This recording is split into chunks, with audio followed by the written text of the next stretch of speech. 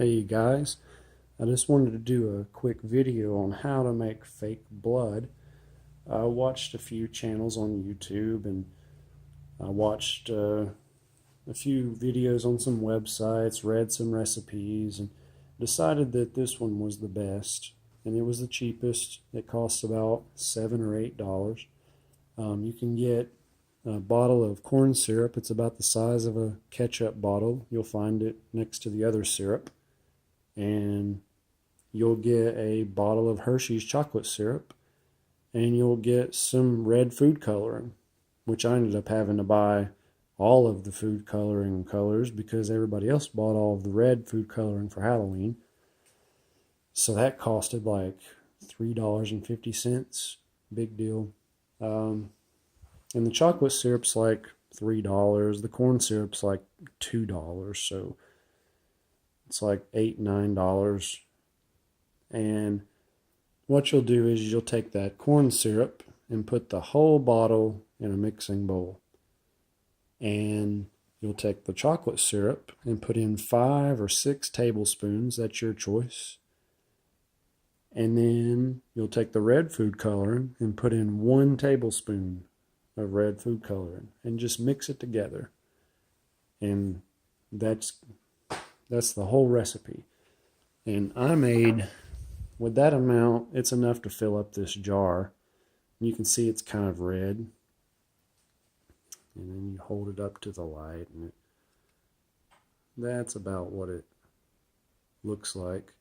You wouldn't think the red food coloring would have that big of a difference, but it does. And it makes enough to fill up that jar, and I used about that much just on this jacket and that shirt over there. When I first put it on, everything looked like wet blood. But then I kept it outside and it dried, and it looks kind of like I watercolored it. But it was my fake blood. And then I realized that maybe an entire jacket of wet looking blood would have been way overboard. So I'm glad that it dried like that. I chose that spot because it looks like I wiped my hand off. Like if I had my costume is a psycho clown surgeon, and it looks like he was doing surgery on somebody and just wiped his hand off on his jacket. And all I did was I dipped my finger into that jar and just slowly went along where I had the finger marks. I just slowly went along and replicated all of the marks and the drip stains. And it looks like a little bit dripped over here. I gooped some in there.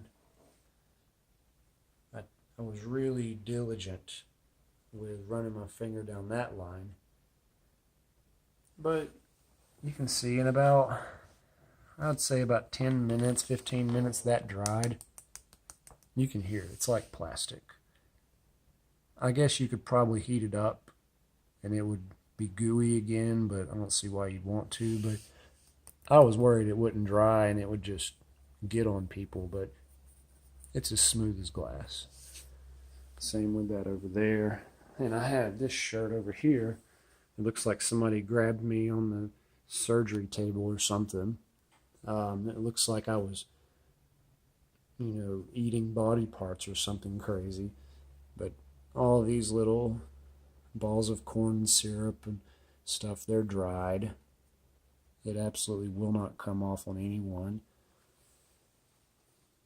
But it's going to make for a good costume. Everybody's pretty impressed with it so far, and it's not even Halloween night yet. So I get to be a part of a haunted house, and hopefully it scares a few people. And hopefully the recipe for the fake blood helps a few people.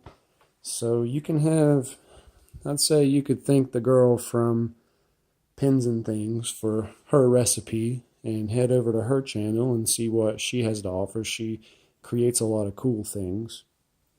But yeah, I hope that video helps some people get their costume finished, especially at the last minute since I'm uploading this on Halloween.